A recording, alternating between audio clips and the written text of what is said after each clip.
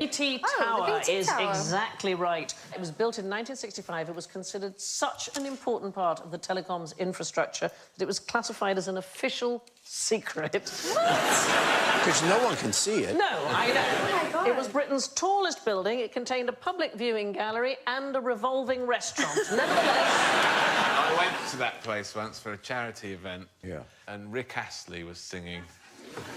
It's wonderful. And I went to the loo, which is in the middle. And when I came out the loo, it had revolved, and I came out right on stage next to me.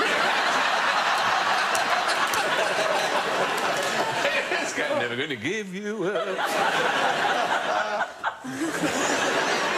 It was technically illegal to take photographs of the tower under the Official Secrets Act. It wasn't included in any Ordnance Survey maps until the mid-1990s. Oh. In a 1978 case, a judge would only refer to it as Location 23.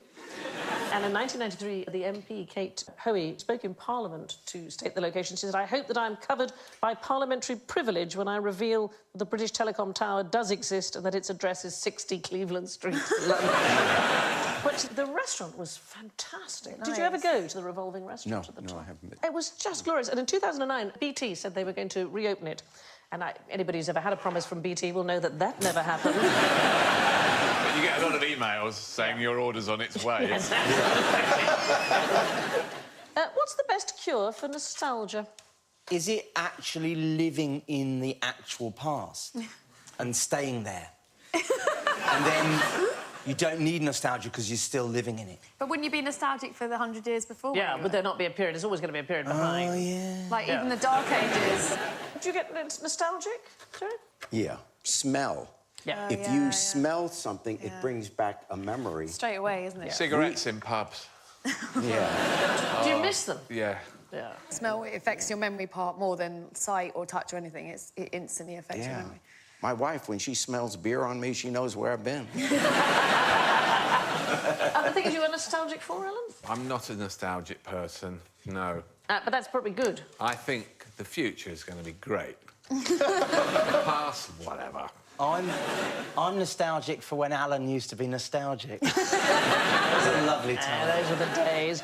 Well, in the 18th and 19th century, it was seen as a deadly disease to be nostalgic. Oh, it was known as Schweizkrankheit, or Swiss illness, because Swiss soldiers were apparently particularly prone to it.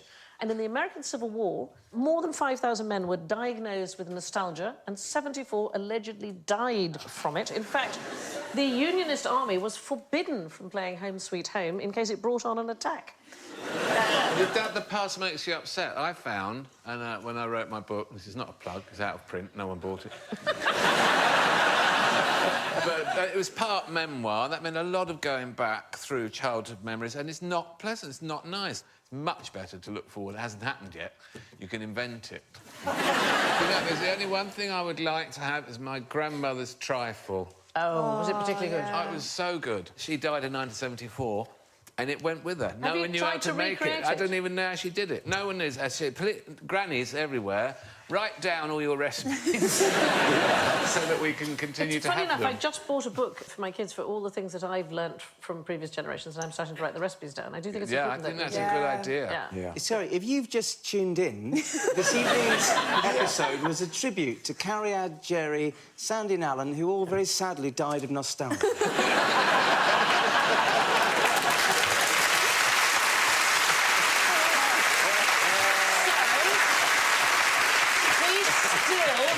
Out what the best cure is. A Russian general came up with it in 1733. Vodka? Did it involve vodka? It didn't involve vodka. What he did was he warned the troops that the very first man to come down with a case of nostalgia would be buried alive.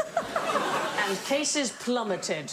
Yeah. The suspected causes of nostalgia were unfulfilled ambition, poor hygiene, coming from farming stock, and masturbation. Those were the... I've got two of those. Me too, and I've never been on a farm. It was declassified as a disease as late as 1899. What was? Nostalgia, no. yeah, no. Say that's still troublesome, yeah. I miss it.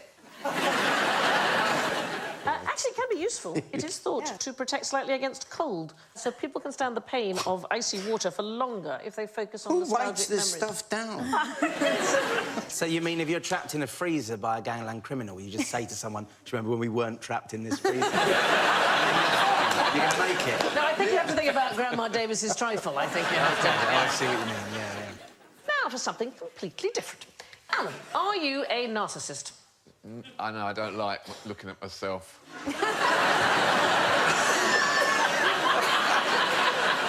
I would take either of those two lives ahead of my own. Yes or no? Are you a narcissist? No, I'm not. No, so that is correct. And this is a complete reversal of the usual format, because whether you said yes or no, we are going to give you 2 points. Oh. And that is because in the standard modern test for narcissism, research shows that narcissists feel so good about themselves, they don't mind admitting it. So if you think you are a narcissist, then you are. Would you say that you were a narcissist? Yes. Totally fine. What about you, Joe? You say you're a narcissist? No, I've got a mirror. That depresses me. But, I mean, you're asking the star of the Jerry Springer show. Oh. Me a narcissist? In mythology, of course, we get narcissism from... Narcissus. Narcissus. Gazing in a pond. Yeah, it's a beautiful picture by John William Waterhouse, and he became so transfixed by his own reflection that he was unable to drag himself away, and he stayed there and was eventually transformed into a flower. What flower was he transformed into? Oh, self-raising.